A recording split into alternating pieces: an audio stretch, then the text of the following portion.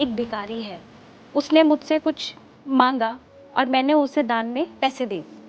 तो ये मेरे अकाउंट में किस खाते में जाएगा? पाप के खाते में जाएगा कि पुण्य के खाते में जाएगा? तो अगर आपने किसी को दान दिया हुँ, और उसने उसका दारू पिया हुँ। तो तमोगुणी दान होगी।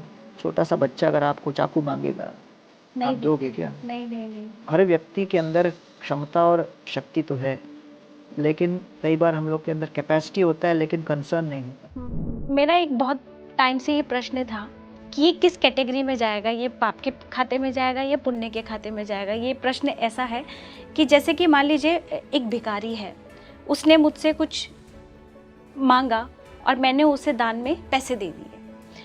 अब उसने उस पैसे का जो यूज़ है वो किसी गलत चीज़ में किया, चाहे उसने अपने लिए कुछ ड्रग्स के लिए कुछ चीज़ें ले ली हो या कुछ नाइफ ले लिया हो जिससे वो दूसरों को नुकसान पहुंचा सके।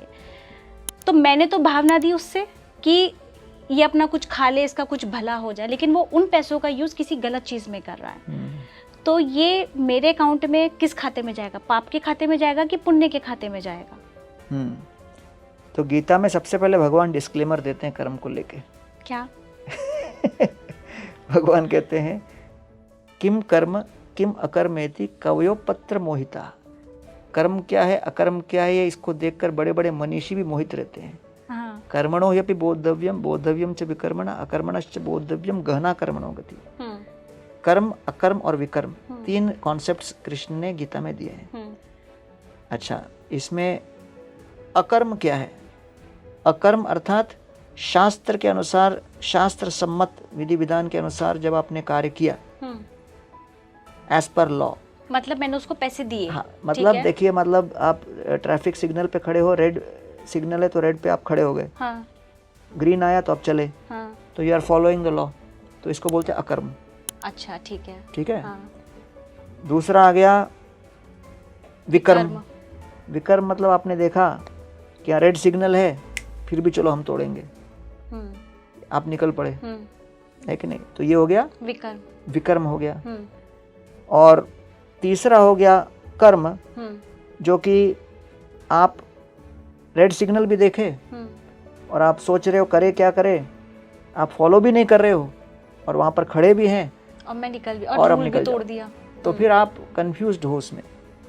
तो कर्म जो है, अधिकांश लोग अपने इतने भ्रमित रहते हैं। हाँ, तो इसमें ये जो है, जो ग्रीन सिग्नल आने पर चले उसको हम कहेंगे कर्म, और जो ट्रैफिक पुलिसमैन है जो वहाँ पर ग्रीन आने पर लोगों को जाने देता है और बहुत बिजी है और इतनी ट्रैफिक है कि वो संभाल नहीं पा रहा, आप जाकर उसको कहो मैं सहायता करूं क्या आपकी ट्रैफिक को रेगुलेट करने में, तो कई बार सिविल सिटीजन्स भी आते हैं, हाँ, हेल्प करते हैं। वो जो काम कर रहा है उसकी सहायता करने में, उसको कहते हैं अकर्म।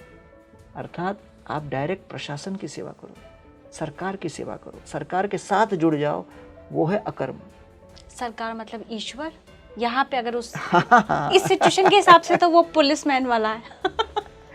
हाँ। तो इसीलिए जो सिटीजन तीन प्रकार के होते हैं।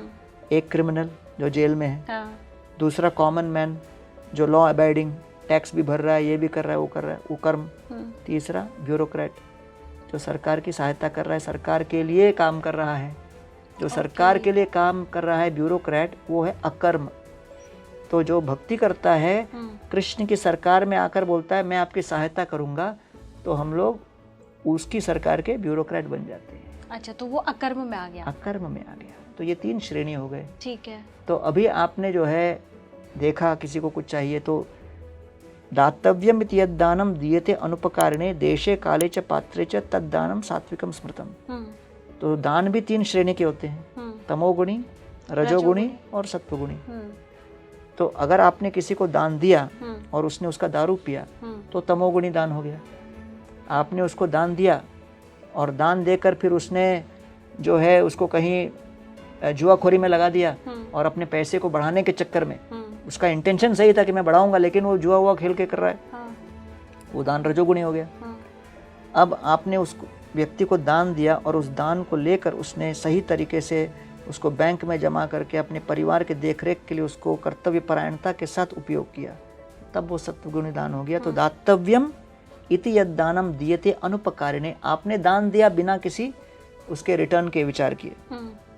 देशे काले च पात्रेत, देश काल और पात्र के अनुसार जब दान दिया जाता है बिना किसी रिटर्न के एक्सपेक्टेशन के, उसको कहते हैं सात्विक दान।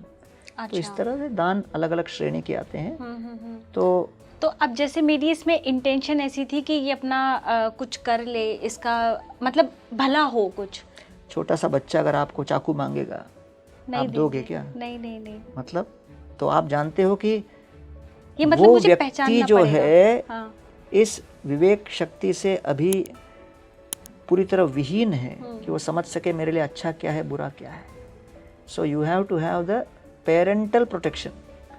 तो अगर आप ऐसे व्यक्ति को कुछ दे रहे हो तो पेरेंट के दृष्टिकोण से देखो कि भाई इसके लिए सही है या नहीं exactly. है। वो मतलब हम लोगों को देखना पड़ेगा, परखना पड़ेगा कि इसको देना ठीक है या नहीं है। आवश्यक है ना। बिल्कुल। अगर आप कोई गरीब व्यक्ति आ गया और भिक्षा मांग रहा है तो भाई आप जाके उसको कोई ITI में भर्ती करा दो, जिससे वो कुछ स्किल सीख ले, जिसके अंदर वो कुछ रोजगार कमा सके और ही becomes a productive person in society. तो हर व्यक्ति के अंदर क्षमता और शक्ति तो है, लेकिन कई बार हम लोग के अंदर कैपेसिटी होता है लेकिन कंसर्न नहीं होता।